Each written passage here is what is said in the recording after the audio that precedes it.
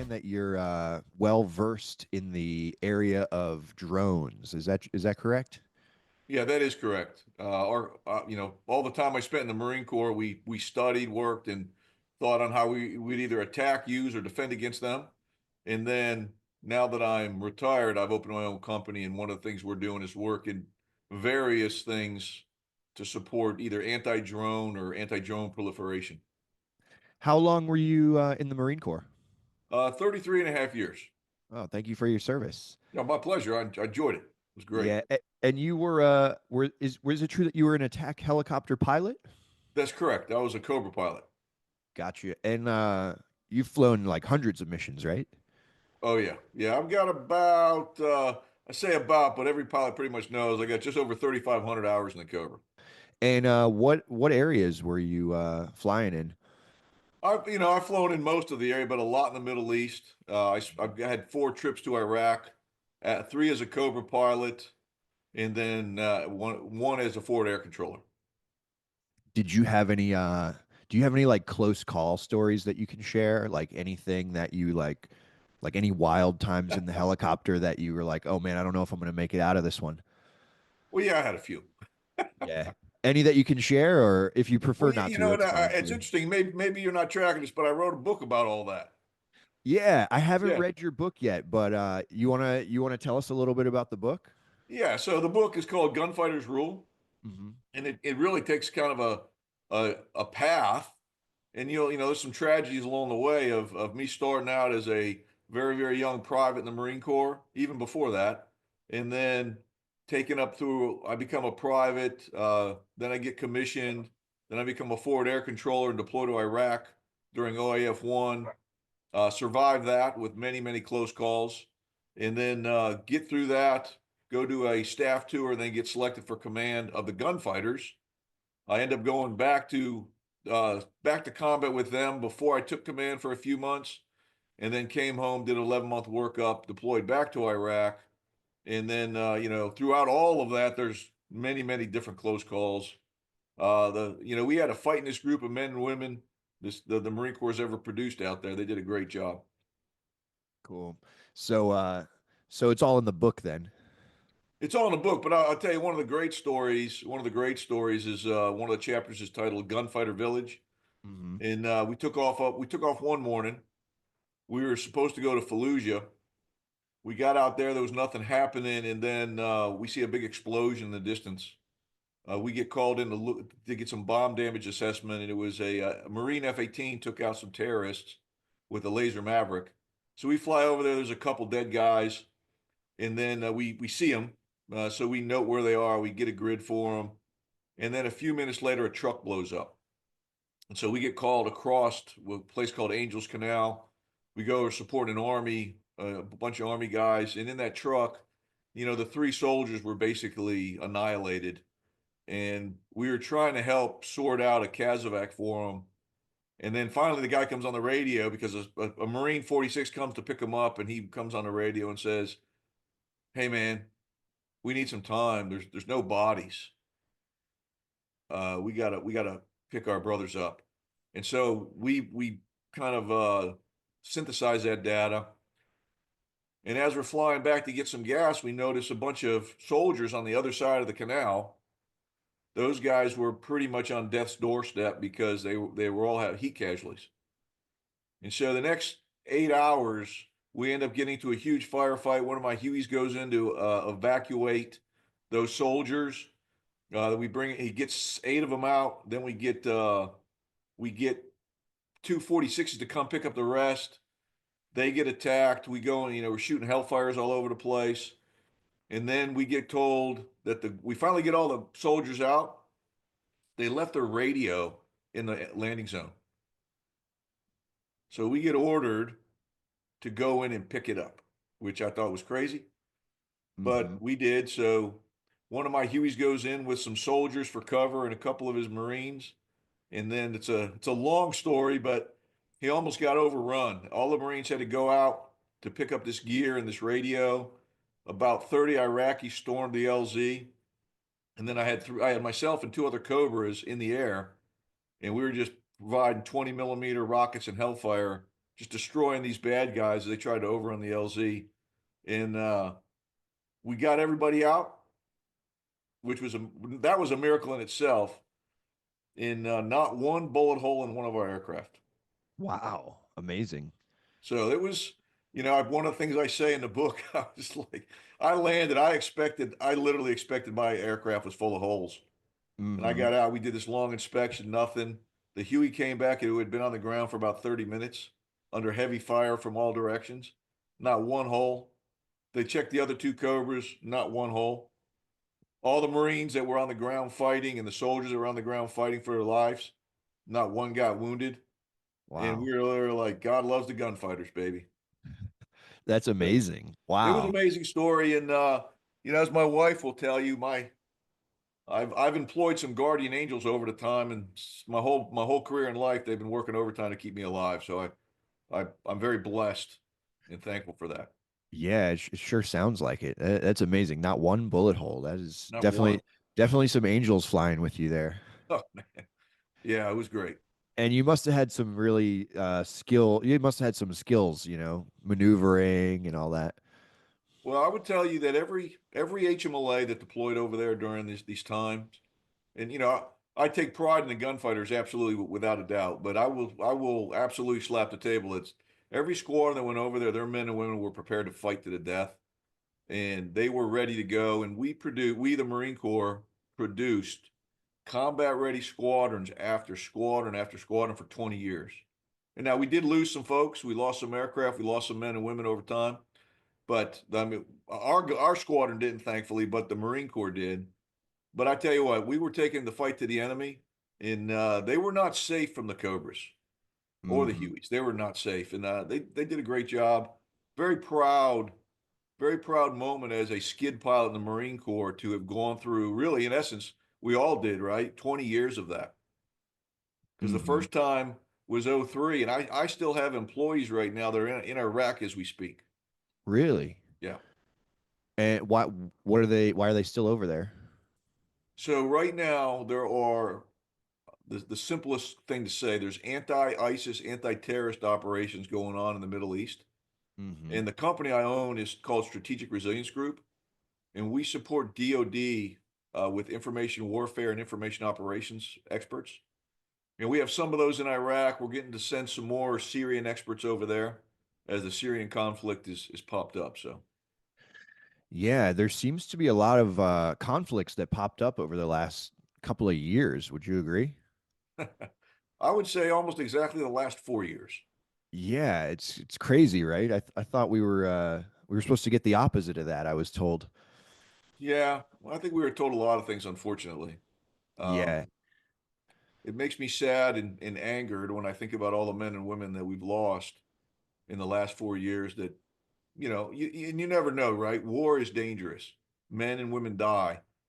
Uh, you don't take ever, you don't take an unacceptable risk if you can help it ever. Sometimes you have to, right? Sometimes unacceptable risk is required. And, sometimes it does. No fail missions means if you have a no fail mission, that means you put everything on the line for it. And I consider them all my brothers and sisters that are still fighting in the military right now.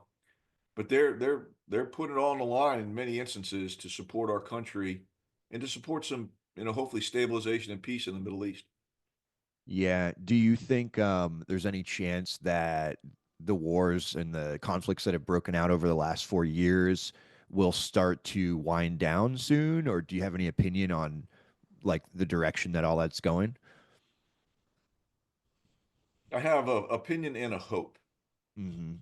and I'll kind of break it down shotgun style for you. Yeah. I'll start with the Houthis.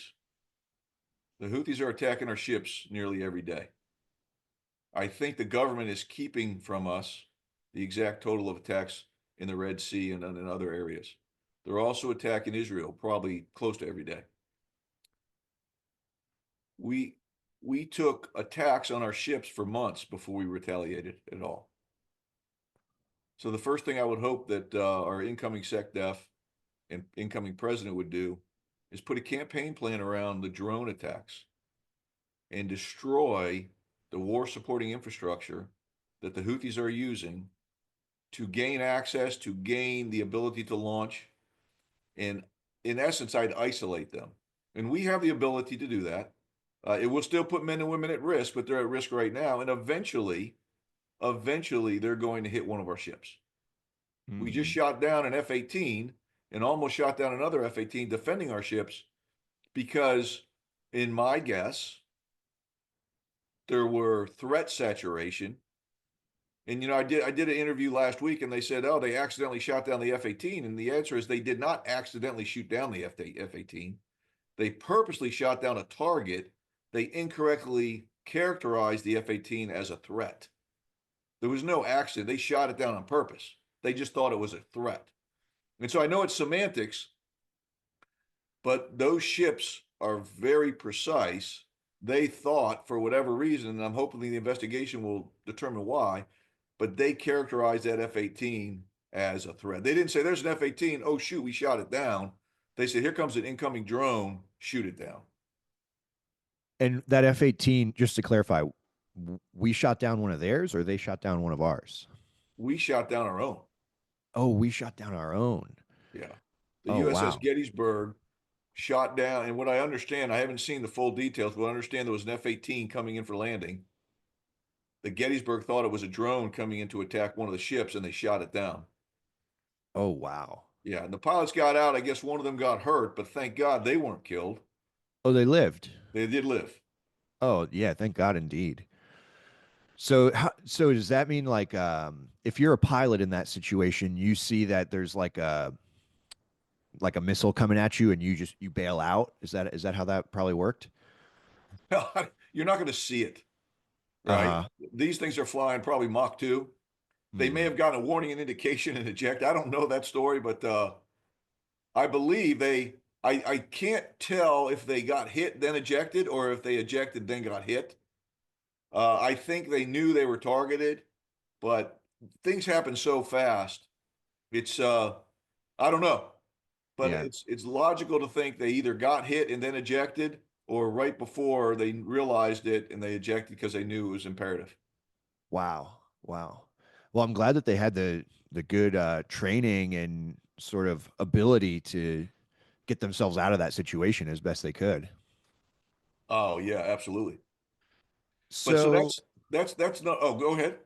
I was just gonna say, are the Houthis? What is their main goal in attacking all these ships every day? And also, second part of my question is, are they mostly using drones to do the attacks? Well, they're using any means that they have. I think it's mostly drones now, but they do have missiles, so they do have rockets, mostly provided by Iran. And what I think their goal is destroy Israel and disrupt the America. Hmm. And what we've done is we allowed them to have freedom of movement, freedom of action for a long time. And what I would ask, and I hope President Trump does this, I hope they go back, and this is where I think some people should be relieved.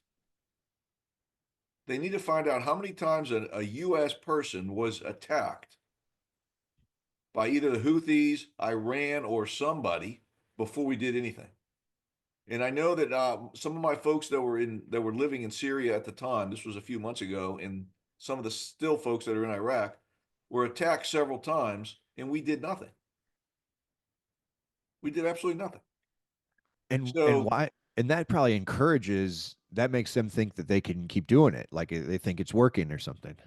well, that's right. I'm not sure how old you are, but when I was younger, there was only one way we ever dealt with a bully, and that was we got into a fight with them. Hmm. Okay. If someone ever tried to bully you, you fought back immediately because the rule was if you allow the bully to go, the bully will never stop. So if Hmm. somebody ever bullied me when I was a kid, I had one choice: fight, either win or lose, period. Yep. And, Yep. and, and my parents kind of had a rule: don't come home if you lose. So, so yeah, that's how I grew up. That's how our enemies think.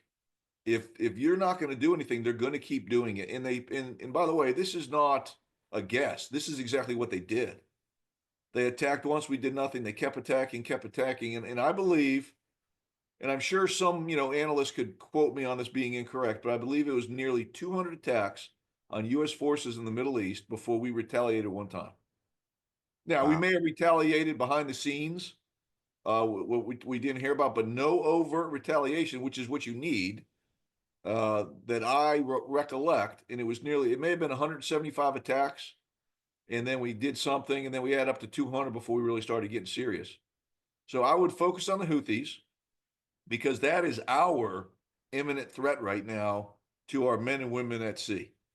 Hmm. The second thing that I would do, we've had hostages being held by Hamas that are American citizens. And I would have done this on day one. Unfortunately, our current administration would not do this. If you take an American hostage, we have ways to validate who took the hostages. We're pretty smart. Hmm. What I would tell Hamas, and I would hope President Trump would even do this before inauguration, but I would tell them that on January 21st, I'm going to start bombing you, and I will not stop till we have our 4 hostages back. There are things we can do that are low, what I consider low collateral damage or low damage that you can start with to prove that we're not making things up. And then if they don't, I would just ramp it up until they have to capitulate. That would Hmm. do 2 things.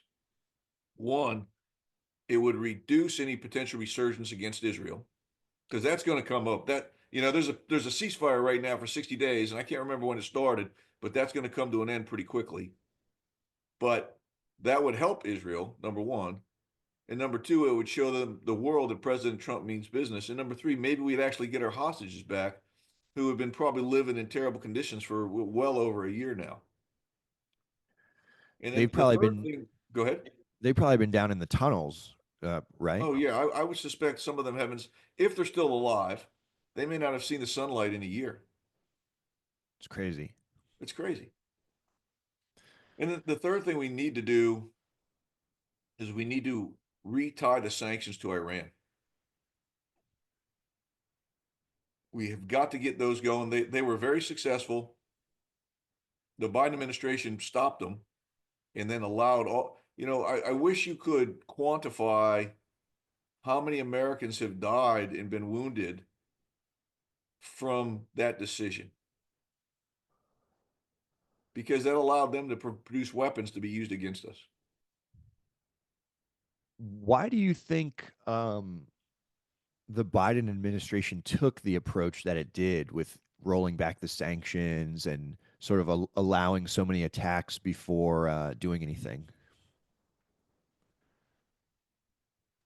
This is my opinion only. Well, one, I believe he has support staff that advised him improperly. And number two, I think we've seen his cognitive ability is such that you probably cannot have a rational conversation with him. Hmm. And I personally feel bad for him. He's over 80 years old. If we all are lucky enough to live that to be 80 years old, chances are we will see decline. Yeah. Uh, Now maybe his is advanced. I don't know, but I think there should be a law that is very clear that if you cover up cognitive disability on an elected official, it should be a crime. Yeah, I agree. I agree. It's like the people that were saying, "Oh, we didn't realize and it was hidden from us." It's like, come on. Well, that's right. Seriously? I mean, I've definitely had some family members who, I'm thinking of my uncle right now. I love him. He's passed on, but he hit a point where everybody knew he was in cognitive decline, Mhm. and he knew it. By the way, he knew it. And I remember one of the last conversations. He was meeting us all at the hospital to see my grandmother, and he got lost. And he had been there, a million times probably.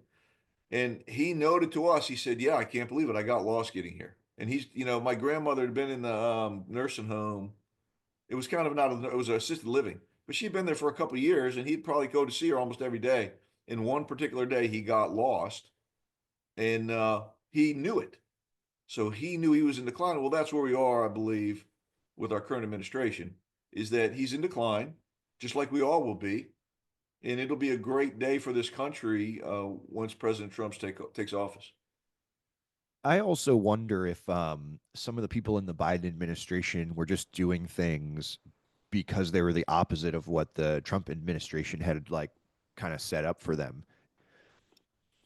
Well, I think that's the case, and I think allowing the long range attacks from Ukraine into Russia is very, very demonstrative of that.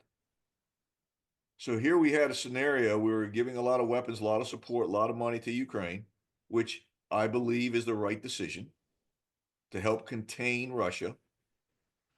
But what we didn't want to do is escalate Russia. So containment, what you want to do is you want to make it too costly. And think of our Vietnam, think of their first Afghanistan, right? You make it too costly, and then there's no reason to stay. Okay. Now, what we did is we allowed long range after President Trump won the election and he said he was going to end the war on day one.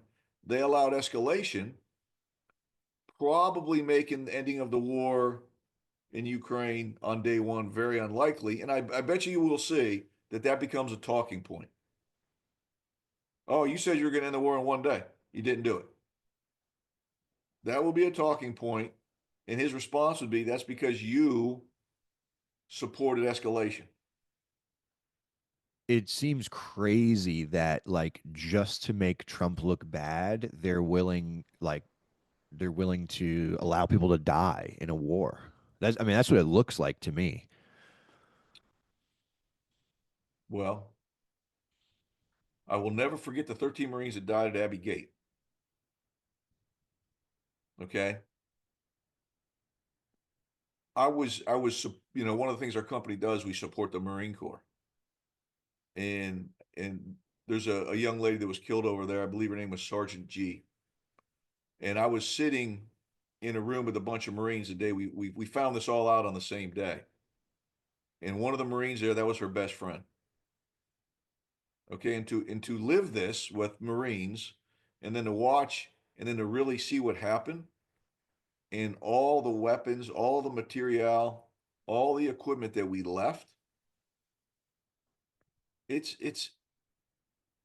it's not even negligence in my mind, it's criminal negligence. It just doesn't Hmm. make sense how we would do that. When we went into Iraq in OAF 1, our battalion, 3rd Battalion, 7th Marines, I was with a company, the Lima company, Lima 37, the fighting in company in the Marine Corps back then. They were great. But we captured thousands of weapons. And guess what we did with them? We either set them aside to where we could use them later or support Iraq later, or we destroyed them. Hmm. We could have taken some extra time in Afghanistan to destroy all those weapons. If the decision was made, we're not going to take them out, there are things we could have done and destroyed them all. Now, why would we not do that? First of all, I can't believe we didn't bring them home. But why did we run out of there with our tail between our legs in a horrifying withdrawal and that ended up resulting in killing 13 Marines? And how many Afghanis that supported us died? Maybe Hmm. thousands. Why did we Hmm. do that? I don't know. And I don't think we'll ever know the truth, but it's not logical to me. Yeah, it makes no. I agree. It makes no sense. I was actually thinking about that when you told the story about getting sent back in to pick the radio up, and fast forward several years, and then we're leaving behind like many, many millions of dollars worth of Okay. equipment. Yeah, that's right. Back then, now there's a reason why we had to get the radio. It wasn't what's called zeroized, so they could have picked that radio up, and for a period of time, they could have heard us. Hmm. We did get the radio, by the way. Yeah, We did get it out at nice. the ridiculous risk of 7 lives on the ground and 6 lives in the air, which was to me a stupid plan. But anyway, That's why we follow orders. Yeah. I've had guys on the podcast over the past year who were deployed and working with like informants and you know, people in the Middle East that are from there. And then they told me, you know, after the the way the Biden administration got us out of there, they had their people, their informants calling them and just like begging them like please get me out of here. And a lot of the guys who came on the podcast told me like I don't know what ended up happening to those guys who were helping us for years. I'm sure some of them are dead. Yeah, it's I'm very sure a lot of sad. them are dead. It's very sad. And there's probably a lot of people in the outgoing administration that I would think they don't even think about that, and it's really sad and kind of gross. No, it is. And one thing that a lot of people have made comments on the news about Pete Hegseth being a relatively young individual, comparatively speaking. But the one thing that I like about him is he's been in combat. And I think it's important if you are going to be the Secretary of Defense, although not a requirement. I understand it is civilian control of the military. That's what we have in the United States. But knowing what it's like to be in combat and knowing what it's like to send your brothers and sisters into combat, to me, is a good thing. Because there's a lot of people, and it's funny because I have a lot of family members that know, I've been in the Marine Corps my whole life, or I was in the Marine Corps my whole life. And they never, and I talked to them a lot about it after the fact, they never really thought about combat. Hmm. They just think you're in the Marine Corps. They don't realize that, today we have Marines that are in harm's way. Not to mention all the other services, but sometimes people they become very desensitized to that because they don't see it. It's interesting. One thing that I've learned both in the civilian and the military world is when you're in the military, you understand what an accountant is, what a plumber is, what an electrician is, what a doctor is. When you're on the civilian and have never been in the military, and this goes very strongly for people in the administration, you don't know what a corporal is and a non-commissioned officer. You don't know what a commander, what that really means. Hmm. When you are in command of a unit, you are solely responsible. Period. You can delegate decisions, you can delegate authorities, but you cannot delegate responsibility. You alone, as the commander, the commanding officer, are responsible for everything that takes place or fails to take place within your unit. People sometimes don't understand that. And when you are the commander in chief, you are the commander, right? There's a reason why we have a commander in chief. And that individual is responsible for everything that takes place or fails to take place. That Hmm. is why it's scary when you have individuals that are advising a president who have no military understanding, which we see sometimes, Hmm. or just, as we've seen in some of our cases, just terrible military leaders. So I'm curious, slight pivot in the conversation, but you do work in sort of the drone world now, right? I don't, I'm doing something different in the drone world. Like I don't fly drones or make drones. Hmm. What I'm trying to do, and I have to be very careful what I say, I'm trying to prevent people from using drones. Oh, okay. Okay. Okay. Like from using them like in a bad way. In like a In a bad bad guy way. kind of way. Yeah. Yeah. Yeah. Only bad guys. Yeah. Because it does seem the more when I think about it, I'm like, man, it could get like really dangerous in the future where people could just fly a drone over your head and just drop something on your head like a, you know, like a bomb or an Acme piano or something. And Yeah. you know, who's to stop that? Do you have any thoughts? I mean, I could speculate for days about what's going on over New Jersey, but do you have any thoughts about what's going on over there? Or should I like throw some conspiracy theories out there and you tell me yes, no, maybe? Now, I have I believe, a very good understanding of what's going on. Yeah. Uh, I think the drones are U.S. drones. Hmm. Okay, one of the things I saw on the news is somebody made a comment that there was a Iranian ship off the coast of the U.S. They were flying drones in and out of New Jersey and flying them off the coast of New Jersey and refueling them. No way. We have very sophisticated surveillance. We have what's called an air defense identification zone around the U.S. It's all parsed out. You can't fly in and out of it without contacting somebody. Sure, you could probably fly very, very low off the water and sneak in, but eventually they're going to get you. Hmm. So it's very good. It's set up for drugs and it works for drones. Right? It's not easy for a drug dealer to fly an airplane into the United States. I'm sure it can be done. I'm sure it happens, but it's not easy. So that's not happening. I think the drones are looking for something. Now, they could be looking for radioactive material, we've heard. They could be Hmm. looking for weapons. We've seen a lot of intel that there was imminent terrorist attacks going to happen. We just had two. Um, I suspect they're looking for something like that. Is it a bomb? I don't know. Are they surveilling communications? They could be doing that. There's a lot of equipment that you can put on a drone that can do a lot of things as far as gathering intelligence, picking up cell phones, shutting down cell phones. A lot of capability there. So I think the government knows exactly what they're doing, but why are they not telling us? That's my concern. Are they looking for, I've heard rumors of a dirty bomb. I've heard rumors of missing radioactive material. It's possible, but if that's the case, why don't they just tell us? And Hmm. that's the number one probability. I think also what's happening is you have a lot of U.S. personnel that have drones. Hmm. And I think when this hype started, they started flying their drones more. Now they may be looking for the drones, they may be looking for other things. And what takes place is you get what's called normalization of deviance. If I'm flying drones every day, even if I shouldn't be, eventually I fly that drone into an airplane and kill people. Hmm. And then obviously your third level of drones is going to be a nefarious actor, somebody that maybe brought a drone in a backpack over the southern border that's been open for 4 years. Very easy to marry that up with, like you mentioned, a bomb. 1 pound homemade explosive can destroy a U.S. aircraft in no time flat.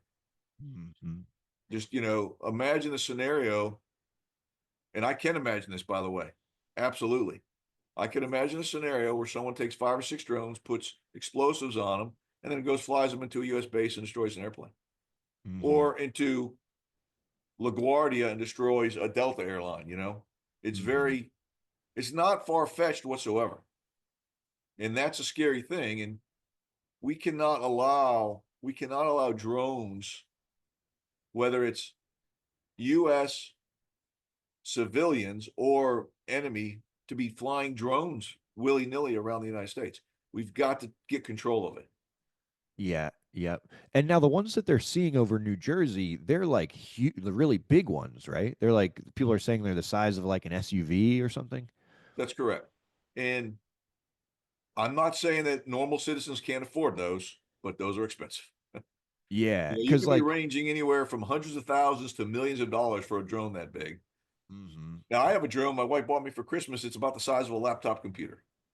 yeah, that's what I see. Like I live in Los Angeles, and if I go walk around the park, it's very likely that I'll see one like a laptop sized one buzzing around, and typically that's just someone who's making videos and getting aerial photography of the lake or the hiking trails or whatever. Um, but I've never seen a gigantic one in person before. Oh, I have. Yeah. And the other thing to think about drones is this: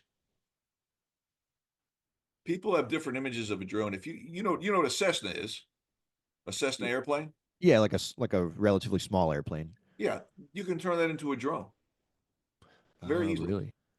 Yeah, you put some equipment on it, and it's a drone.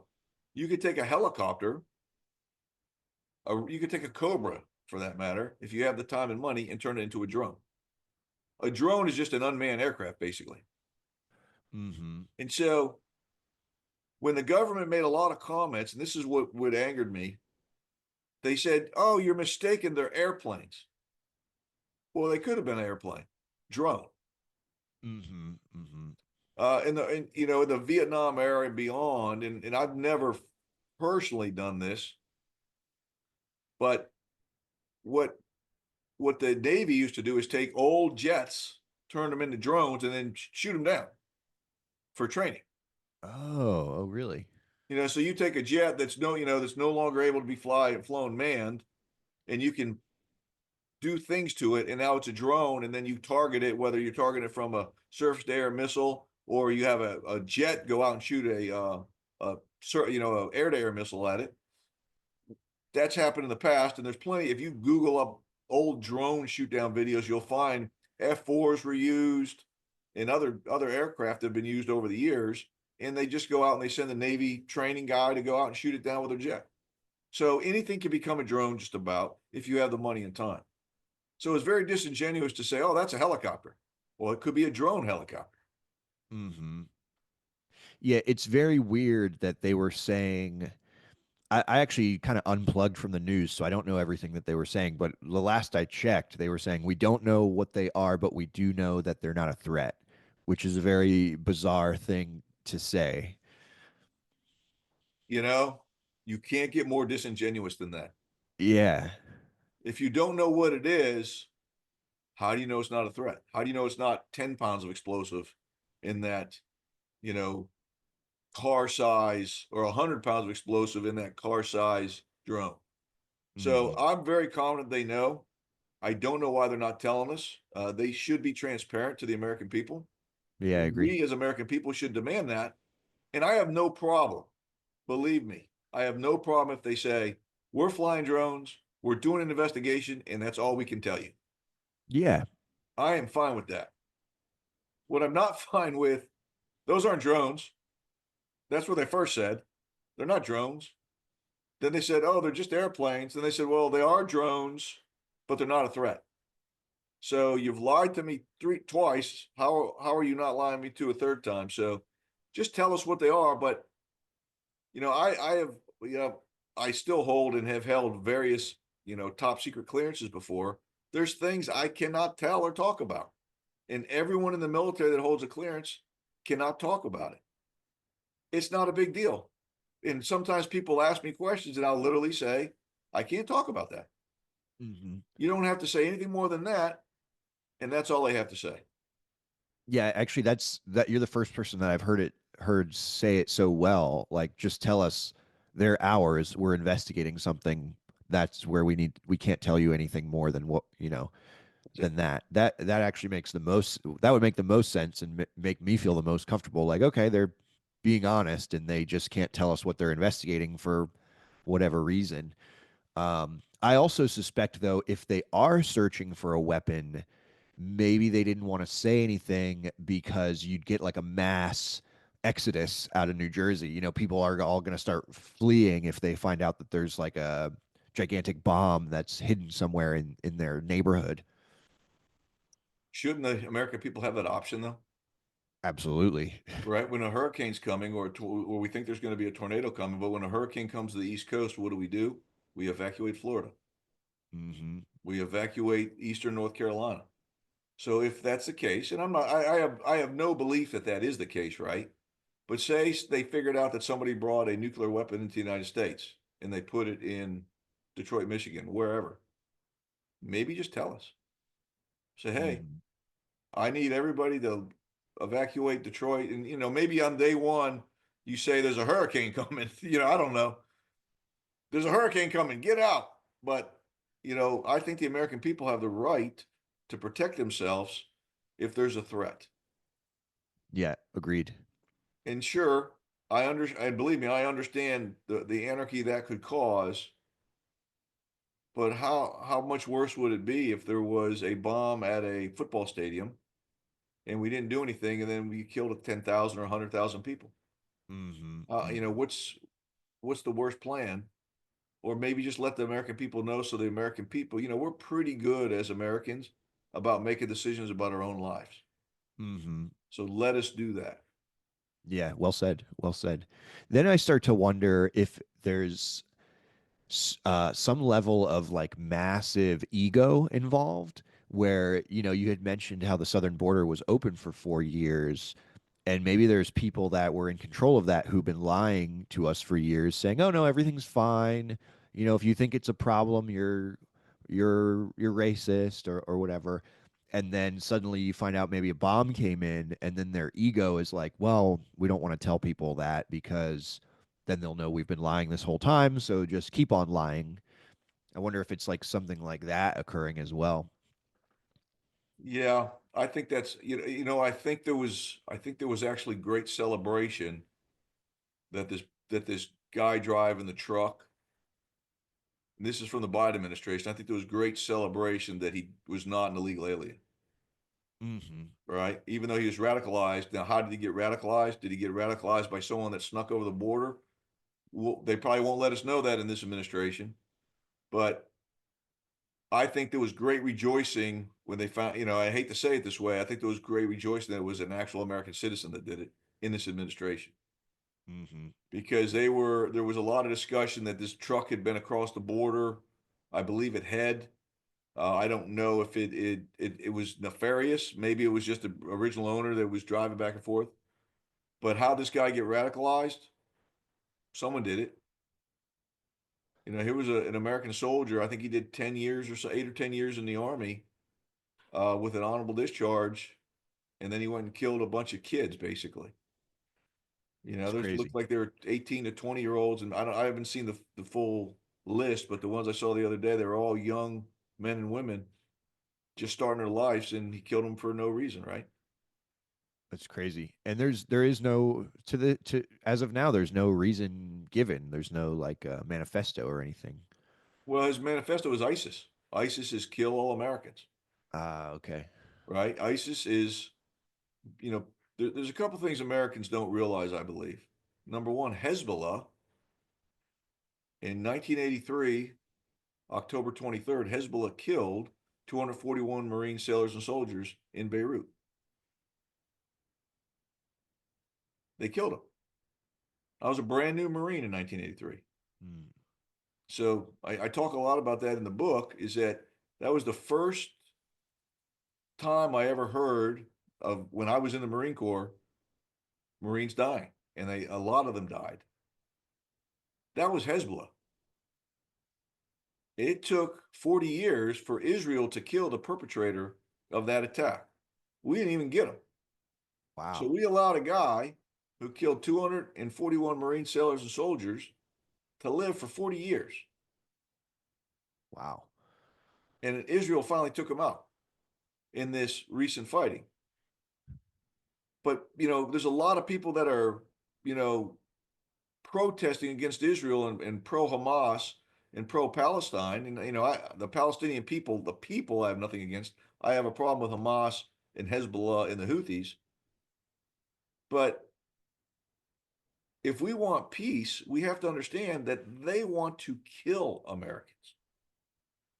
So when you see when you see your average American that signing up to go be a pro Hamas guy, they don't realize they will kill you. They Hmm. also don't realize, in a lot of the LGBTQ community, you can't even go there. They will kill you. It's against the law, but yet they're supporting Hamas. And it just baffles you. It's like, it would be like paying a hitman to kill you, right? You call Hmm. a hitman up and you're giving him money to go kill someone. You find out that you're paying him to kill you Hmm. because you're the mark, right? And that's kind of what they're doing. And they just don't understand. They don't understand that there are people that just want to kill Americans. And that's what this individual did. He just wanted to kill Americans, and he did a wonderful job of killing 14 beautiful Americans for no reason other than to prove that he was on the ISIS team. And those poor families are gonna, never have those young men and women back. It's disgusting. Yeah. This may be a slightly uninformed question, but why do they want to kill Americans so bad? Why do they hate us so much? Well, there's a couple reasons. The first reason is because of Israel. When when I was a forward air controller during OAF 1, our battalion was the first Marine battalion in Baghdad. So we fought our way up. We had, we had some serious combat, but it was very small periods of time. So maybe a couple hours here, a couple hours there, a couple hours here as we marched into Baghdad. And then we rolled into Baghdad. We had some good firefights, but then at the time everything calmed down, and we went from combat ops to what's called stability and support ops, SASO. So we were helping the Iraqis. So one of the things the Iraqis were doing, I'm building a watch here, of course. They're showing us where all the weapons were. So we go into a girls' elementary school. In the girls' elementary school, I'm looking up because I'm having a flashback, was filled from the floor to the roof with machine gun ammunition. Millions and millions of rounds in this girls' school. Wow. So we were tasked to remove it. It was like, there's no way. We need heavy equipment to move this stuff. But on the mural, there was a mural on the wall. It showed heaven as far as an Iraqi would believe. And the slogan said, "You cannot go to heaven until Palestine is free." That is the destruction of Israel. So that's the number one reason right there is they want to destroy Israel. Anyone that supports or likes Israel are now part of that. So when you're teaching a girls' school in Iraq in 2003, and I guarantee they've been teaching it since 1953, Mm-hmm. since Israel was a state, before that probably, they are teaching kill them. And the only way you can go to heaven is if Palestine is free, which means, you heard that from the river to the sea, they want Mm-hmm. all Israel gone. And that is their mantra. So if you support Israel, you're against them and they want you to die too. The the other thing that's very interesting, and I don't know if you've ever read the Quran. Mm-mm. So I've read a translated version of the Quran. I have it sitting on my desk somewhere. And it's very interesting. I, you know, I spent a lot of time studying the Middle East since I spent so much time over there. In my mind, I thought the Quran and Islam was substantially different than Catholicism. And if you read the two, if you read the Bible and read the Quran, you'll find out it's really not that different. And people get upset when I say that. A lot of the players are the same. Jesus is in there. There are Moses. You hear some of the other things. Thou shalt not kill. That is in the Quran. Mm. But what they did is the only time you're supposed to kill, and I would love, and I've had this discussion with a Muslim before, and he taught me this. And I'm sure if any Muslim listeners are on your station, they may say I'm saying this wrong. And if I do, I apologize. But in Islam, you are not supposed to kill unless somebody is attacking your mosque. So, what the leaders did to the young men, which we consider military age males, is they subverted the meaning of mosque. And they said the mosque is Islam, and that is anyone that is attacking that comes to Iraq is now attacking Islam. Mm-hmm. So now we had a scenario when we went from OAF 1 to OAF 2 and beyond, we had a scenario where young Iraqi boys would go attack Marines or soldiers. And when I say young, I'm talking 10 to 14 years old. They would attack us. Wow. And it's not going to be effective because they would literally give them an AK 47. And I remember one day somebody shot AK 47 at us. And this little girl, this was in Baghdad, she starts yelling in Arabic, which I didn't understand, and she points. So we go, me and another Marine go down the road because we didn't, we're trying to protect this little girl, right? Uh, well, we find the AK 47 laying on the ground. So what we think is a little boy, we don't know this is just our guess, grab this AK 47 because he's got to shoot at a Marine because he's attacking Islam, because he's in Iraq. He shoots at us and throws a weapon down and runs away. We never saw him. Mm-hmm. So that was happening a lot.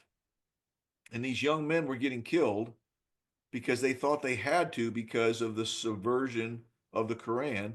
because it says thou shalt not kill. And Mm. I know I'm changing the vernacular a little bit and I'm paraphrasing it, but it would be interesting. This this sailor that I work with on this paper that I wrote years ago was explaining this to me. The other thing he explained to me is he said, and this is a true belief, and maybe you should have a Muslim guy validate this, but it's not 72 virgins. It is 72 women that are, and I guess his translation is loose women, Mm. because that becomes a thing that men want. And so he explained that to me, and it made me understand a little bit on what these folks were doing. And that's why they don't like us, because they have been ingrained that if you are not a Muslim, then you are the enemy of Islam. Mm. And I tell you, I have plenty of Muslim friends, and they're wonderful people, and they love America. I have great friends in Kuwait. They love America, but my friends tolerate Israel, but they don't like them. And that's just the way it is. And it's been that way for a long time. And I don't think in our lifetime that's going to change. All we can ask for and hope for is a period of peace. And unfortunately, what military, what soldiers and Marines do during peace is they prepare for combat. Mm. Okay, peace is never a break. And when you are at peace in the Middle East, everybody is preparing for combat. Nobody is now saying, well, you know what, we don't have to build any more weapons, we don't have to build any more bombs because we're at peace. Now they ramp it up because they know peace is fragile. Mm-hmm. Mm-hmm. Yeah, I hope that, it's just such a challenging situation, but I hope that the conflicts and the wars will begin to de-escalate and wind down sooner than later. Um, I'm curious. We were talking about drones, and I'm curious. I have a theory, and I'm curious what you think about this. As technology increases and it becomes more and more like drone warfare, I wonder if we'll eventually see a time when it's just basically a drone versus drone situation versus humans killing each other. And then I wonder if we'll even go past drone versus drone and it will just be like an AI simulation that basically calculates, okay, our drone army is way more powerful than your drone army. So we will definitely win. So why don't we just make the terms now instead of blowing up a whole bunch of stuff? Why don't we just determine what the terms will be? Because the AI says that my drones will kill your drones anyways. Well, that's already happening, right? That happens every day. It's called mutually assured destruction. Mm-hmm. Okay, that in the nuclear realm, that's taking place every day. And and I'm not exaggerating, and this is all I can say about it, but there are programs that will tell you that just what you're saying, that if you do this and they do that, there's going to be a million dead and a million dead. If they do this and you do this, there's going to be 20 million and 20 million. So Mm-hmm. that's already taken place on the nuclear side. Absolutely logical that that could take place on the drone side, but it still comes down to the simple fact that drones are always going to be part of warfare now. Mm-hmm. And I think what you will see, like before, you used to see like a missile attack or an artillery attack before, direct combat. Now you're going to see drones and swarms of them. And I'm there,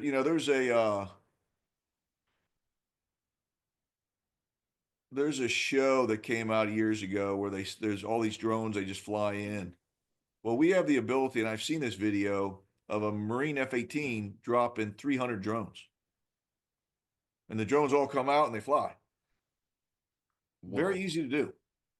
So we're already at the point where you can take a drone, the drone of the size of a cell phone, and put a tiny explosive on it and kill a human. Mm-hmm. So we're already there.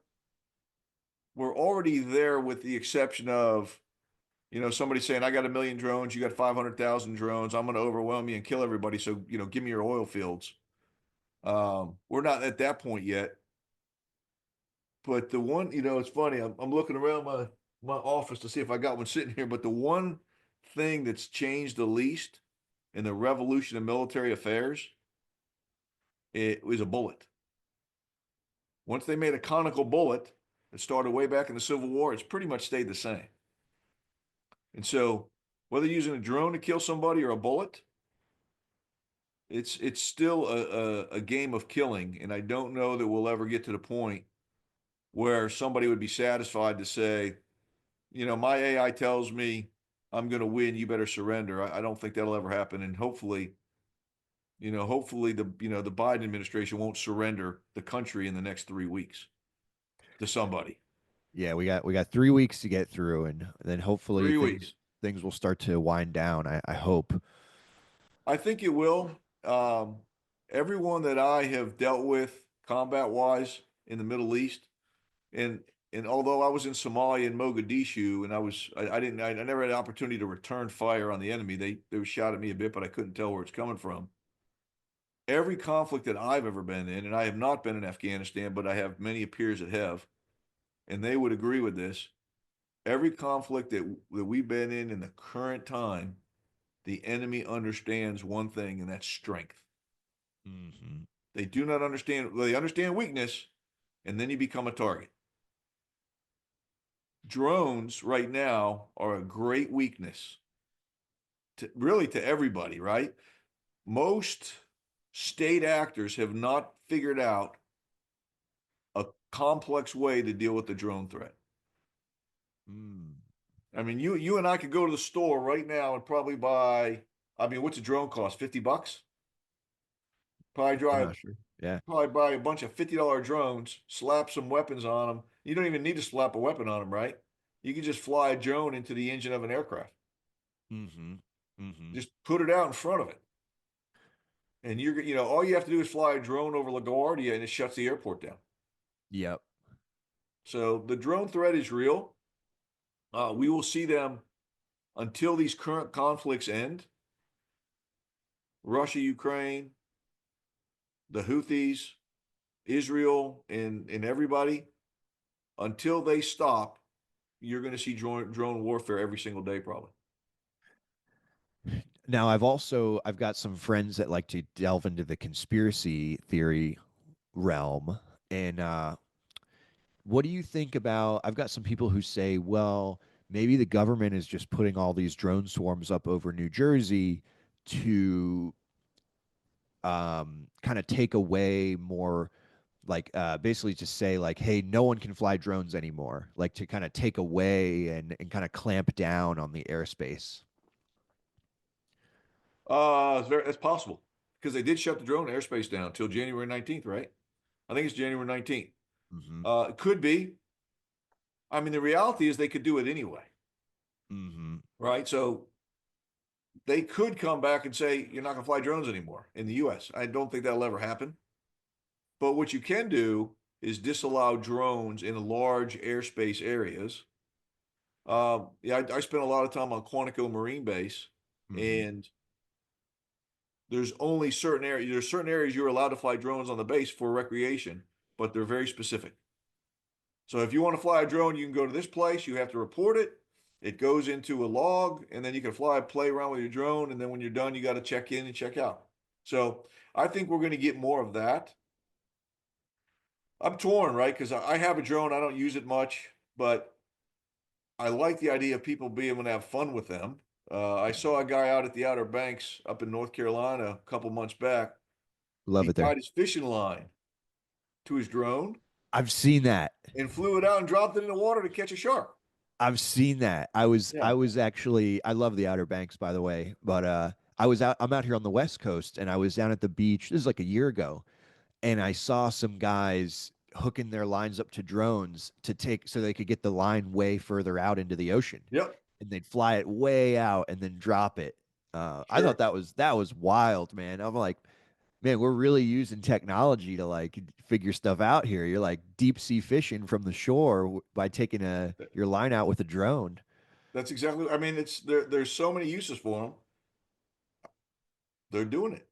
Yeah. And now, To your knowledge, it is highly illegal. Like, let's say I'm sitting in my own backyard, but someone's flying a drone over. If I knock a drone out of the sky, even if it's over my own property, that's you're in big trouble for that, right? That's like highly illegal. I believe that is the case. Hmm. Um, there's some interesting discussions. I live in North Carolina. There's some very large, interesting discussions about that. Is whether or not if someone flew a drone over your house, could you shoot it down in North Carolina? Uh, Many of the people where I live think that it's absolutely okay. Mm-hmm. I don't think it's a good idea because number Yeah, one, what if it's a government drone? yeah. Right? What if it's a drone doing something good and you shoot it down? Now, I also think you're not allowed to use them to spy on people. So I don't know. I mean, we've had some neighbors fly some drones around, and we went on a trip a couple years ago, and they had drones, and they were using them for entertainment basically. So I think there's great use for them, but they do need to regulate them. I Yep. don't think you should be allowed to fly. You don't in America. You don't own your airspace above your house, right? Mm-hmm. So that's why people, jets fly all over, right? But I just don't think. I think you should own your airspace at some altitude, maybe up to the top of your trees. I don't know, but I don't like the idea of a drone flying over my property. Yeah, yeah, I agree. So, as we get close to the end of our time here, tell me a little bit, like when did your book come out, and remind us the title, where can people find it, and Okay, cool. anything else you want to share? Yeah, so I wrote the book in about 3 weeks, ironically. It Cool. took a long time to get it published, though, because it's a very stressful book. The title of the book is Gunfighter's Rule. The squadron I commanded in Iraq was the Gunfighters, HMLA 369. Their kind of motto is Gunfighters Rule. And so whenever we'd have a formation, at the end of the formation, we'd all make the gun. This is the gunfighter salute right here, right? Two arms. I don't know if you can see the arms, but the two arms folded up, making the Oh, guns. And then okay. you Yeah. yell Gunfighters Rule. And that's the title of the book. You can get it on Amazon, Barnes Noble, any place you can get a book. Amazon seems to be the easiest. That all my buddies tell me. Just Google it up, Gunfighters Rule. It'll pop up. And I would tell you, it's a book about determination and resilience. I had a lot of challenges as a young lad growing up. My father died when I was 11. Mm. For me, it was unexpected. He had cancer, but I didn't, I was 11-year-old. I didn't think he was going to die. That was very traumatic. Then about a year later, our house caught on fire. We had to move out of it. Whoa. And before all that happened, my mother had a stroke. Then she lost the house that we ended up moving in. And so, as a young man, I had to make a decision. Was I going to let all these things drag me down, or was I going to, get off my butt and figure something out? So I joined the Marine Corps, and I did that with my best friend Joe. I talk about him a lot in the book. And then a lot of things happened over a 33-year career, and I kind of condensed it into about the last 8 years is in a second book coming out. It'll come out here hopefully by the summer. I was supposed to have it out by Christmas, but I just been too busy. Uh, but yeah, I think it's a great book. It's intense. I've had people tell me they've never laughed and cried and been stressed out ever reading a book so many times. And so if you like that kind of stuff, it's a great book for you. Very cool. And you wrote it in 3 weeks. I'm inspired, man. I want to. You're inspiring me to write my memoir. Well, I wrote it in 3 weeks, but it took me about 6 years to get it published after that because it was very. I'm telling you, if I read it right now, even when I read it and I'm the writer of it, my heart's pounding. I'm getting stressed out. I'll sometimes start sweating, and it's stressful. Yeah, yeah. So yeah, I think it's great. It was a good. I think it was a good thing to do for me personally. Hmm. Um, my wife is my wife and daughters. I talk about them a lot in the book because they spent their life in the Marine Corps with me, and it was just funny to see their reaction. As my wife helped me edit it a lot, but when my youngest daughter read it, she's the bug in the book. That's her nickname. But when she read it, I was watching her, and she'd be bawling one minute, laughing the next minute, and then appalled the next minute. It's pretty wild. It's an intense book. Wow. I can't wait to check it out. I haven't picked up a copy yet, but I definitely will, and I'm excited to read it. Um, Thank you for coming on. When do you think your second book might be done? It was supposed to be done by January 1st. I'm going to say I'll have it done and probably ready. It'll be done by the summer, but hopefully I'll have it done the next 90 days. Amazing. It's called Amazing. Linebacker 6. Okay. And it's a follow-up. Is it like kind of just continue on from the It's a first book? continuation. Yeah. It's a bit of a sequel.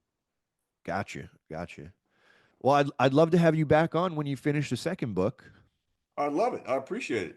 Yeah, I appreciate you coming on. It's been a fun conversation, very informative, and thanks for bearing with me on some of my questions if they were like low information questions. No, it's all great. We all need to learn about this stuff. Yeah. So when the second book comes out, you'll have to come back on, and hopefully by that time there will be less conflict in the world, and the conversation will be more about how peaceful everything is and how happy we are about that. That would be wonderful, brother.